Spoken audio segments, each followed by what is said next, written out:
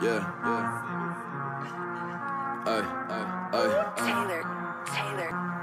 Jane, welcome back. Was your trip productive? Get her mango wet.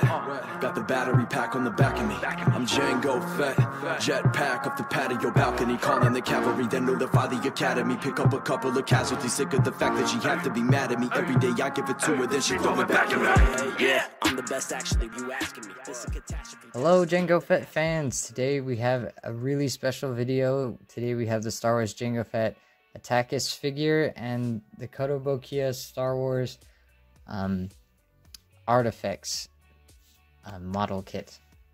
Let's go ahead and get started. We're going to start with the Attakus figure. So we'll put this one to the side. Okay. Let's take a quick look at the box. Okay. So yeah, a lot of the kind of premium quality figures have this like kind of black, gray, triangular packaging to them. Not much, nothing on the back, nothing on the sides. Just the logo again here on the top and the barcode on the bottom. There is the, you can see that, probably not. It says 89 out of 1200 right there. This figure inside the box, let me grab it really quick. It comes in this foam packaging. Inside we have the certificate of authenticity. I got number 89 in a limited edition of 1200 worldwide. Nothing on the back. Yeah, it comes inside this little foam packaging. That's the front. There's the back, and it kind of comes in a little plastic wrap that I just have kept in there.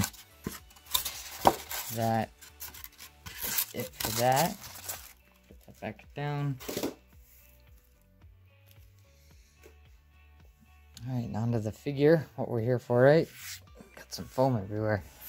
Get this out of here. So he is a statue. He has no articulation, nothing on his head. Viewfinder, rangefinder doesn't go down, nothing like that. Just a statue. He comes with a really great base. It's really solid. The whole thing is just solid. It's made out of metal. None of this stuff is like leather. It's not cloth. It's just molded to look like cloth. He comes with the Geonosis Jet Pack. And yeah, he's really great sculpt, really great paint job.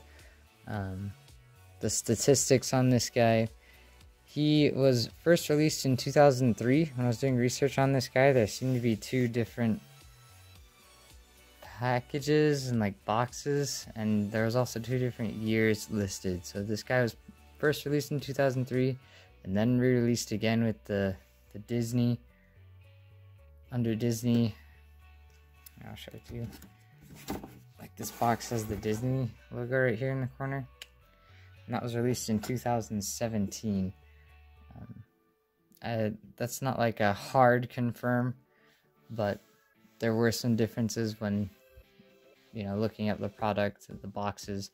The official website said 2017, but I also had pictured the box that I have, which appears to be the more recent one. It originally retailed at $389 and currently goes anywhere from $200 to $600. I got mine when I had a little notification show up on my phone of a good deal. Otherwise, yeah, this guy is pretty expensive, and I probably wouldn't have gotten him unless I got a great deal on it. Because yeah, $200 to $600 is quite a bit to shell out for, you know, a figure this size. He's like, what, a little bigger than my hand? It's probably not even a foot tall. So yeah, that is it for the Jango Fett Attakus statue. Oh, one last thing. He does have this, what number he is listed on the bottom as well. So as you can tell, my figure box and certificate all matched. They're all number 89 out of 1200. So yeah, that is the Jango Fett Attakus statue. I guess the last thing I should mention, he is French. When I went to their website, it was all, at least the website was all in French. And so this is a Attakus or Attakus. I might be saying it wrong. From what I could perceive on the website, they are a French company. And I'm really, really happy to add this figure to my collection. I really don't have any complaints. It looks great. His stance is really, like, really up straight. I guess it does look kind of unnatural with the position they picked for him, just because of how stood up tall he is.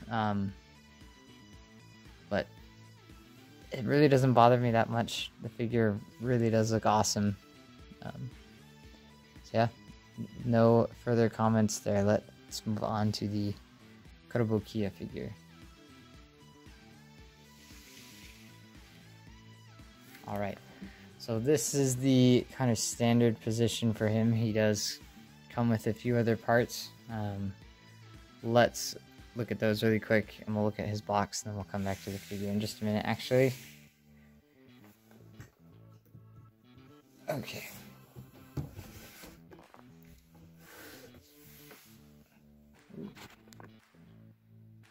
There we go. There's the box. So it's Artifacts Plus, Star Wars Jango Fett 1/10 scale pre-painted model kit, and then made by Kotobukiya. There's another picture of him on the side, kind of faded, shadowy silhouette. Picture of him on the back, and kind of just showing what the figure comes with. A little description. Another picture of him on the side. I'm going to go ahead and read the description. Hopefully you can see that. Okay. A Kotobukiya Japanese import. The incredible Star Wars Artifacts Plus lineup has already featured some of the most iconic heroes and villains from the Star Wars films, and now returns to one of the prequels for the intergalactic bounty hunter, Jango Fett, from Episode 2, Attack of the Clones. The armored Mandalorian had a distinguished career before becoming a genetic blueprint for the clone troopers of the Grand Army of the Republic, not to mention his clone son, Boba. A fierce and determined warrior, Jango Fett always wears his full suit of Mandalorian battle armor and wields his signature dual blaster pistols. The silver armor plating over a full-length blue bodysuit is clean and well-polished, a marked departure from the more ragged look of his son. Jango's armor even has all of the little details right out of the film, from the belt of the pouches to the wrist-mounted weapons, and of course one of the coolest helmet designs of all time. You can even display the bounty hunter from his two different scenes in the film with interchangeable screen-accurate backpacks, as seen during his battle with Obi-Wan Kenobi on Kamino and during the battle in the area of Geonosis. Finally, interchangeable arms let you pose Fett in a classic draw stance or aiming his blaster pistol, while magnets in his feet give him extra stability on his included display base. Artifacts Plus statues are fun to assemble, pre-painted snap-fit kits that can easily put together in seconds without glue or modeling skill. Jango Fett stands over 7 inches tall, 1/10 scale, and looks great displayed alongside other Star Wars statues like the Clone Troopers and, of course, Boba Fett. So kind of a more lengthy description on the box, but all good stuff, of course. Put this to the side. So when you open the box, he comes packaged in, all of his snappable parts are separate. So you got like his helmet. He has 3 arms. He comes with 2 jetpacks, his torso, blasters. Comes packaged in this really nice kind of two 2 pieces of plastic that just stack on top of each other. It's really nice, really easy. Love that. And yeah, let's take a look at the figure now.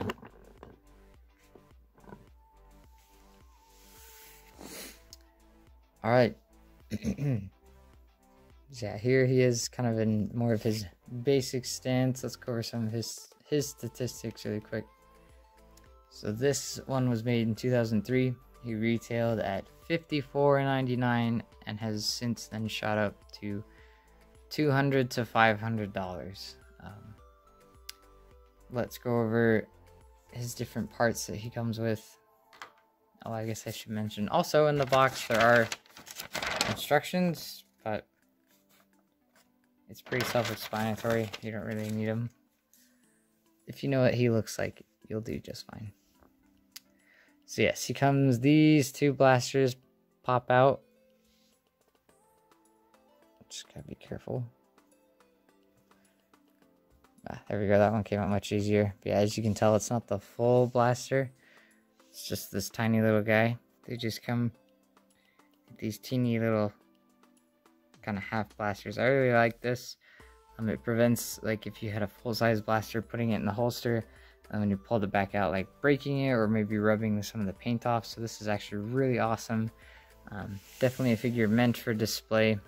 I don't know if you can see inside. Nah, you won't be able to see inside there, but yeah, it's just a hole in the holster to kind of peg the blaster down in there. And his right arm is interchangeable. So right now in his standard stance, he's kind of just in this, you know, as the box said, ready to draw his weapon. And then the kind of snap-in pieces work really well. They fit firm and they fit flush with the rest of the figure once you get it in. But it's not like impossible to get in and out as well. You can kind of adjust those pieces rather easily and quickly. Whatever they did to get that working the way they did, it works really, really well. Look at that, so easy, just goes right in. His head does turn. His rangefinder does go down.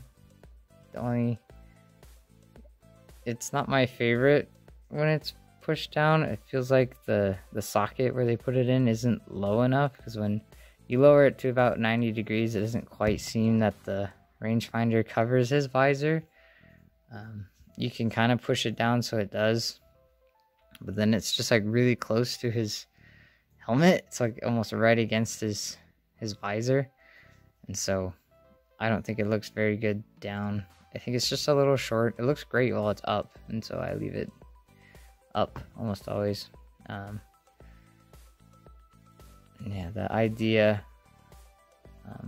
with this blaster, you know, is to remove this one so it looks like he's drawn it from the holster. So usually when you display it with the gun out, you'll put one blaster in here, or if you want to make it look extra Geonosis accurate where he only had one blaster, you just use the one. But I like Jango Fett being a dual wielding character, so I almost always display him with both. He does come with this is the Geonosis Jet Pack that he's usually pictured with. He does come with the Camino one. It also fits in there very easily. And this is how I usually display him. I love when products come with both jet packs. That's always really cool. Really great to be able to kind of use both. You can decide which one you like more. They're both really cool. I don't really have any problems with either of them. Currently, I'm kind of favoring the Camino one. I used to actually like the Geonosis one more. I felt it was more Jango, more originally his, because people even refer to this jetpack as the Boba Fett jetpack, because this one is like the one you see Boba Fett wear in Empire Strikes Back and Return of the Jedi. But in the Clone Wars, they gave the clone troopers Jango Fett's Geonosis Jet Pack a lot, and so it kind of lost the uniqueness and the flair, Jango's flair to it in my mind, and so this jetpack kind of became more the Fett's, more uniquely them. And so in most of my collection, if I have the option of displaying either jetpack, I'll usually, right now currently, I will use the Kamino jetpack. But yeah, this one's also super cool, so you can really decide which one you think is cooler, which one you like more.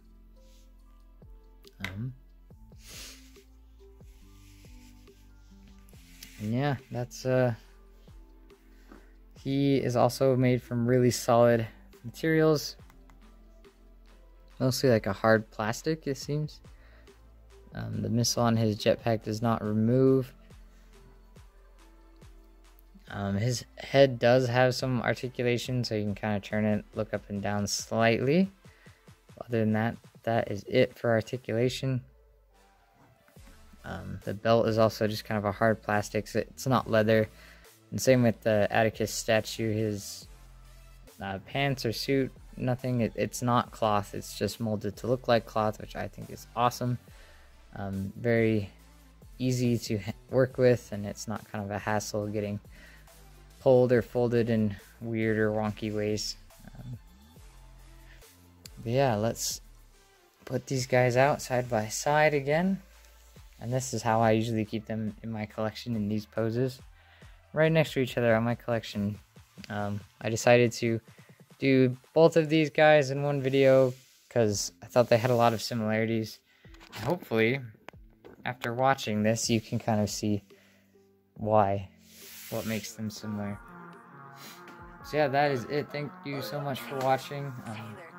As always, be on the lookout for more videos. I'm always excited to do them. I'm not really able to do them consistently, but it is fun and I enjoy making them and doing videos. So, until next time, bye-bye. Academy, pick up a couple of casualties, sick of the fact that she have to be mad at me every day. I give it to her, then she throw it back at me. Yeah, I'm the best actually, you asking me. This is a catastrophe, that's just the way that it has to be. Murder a rapper when I'm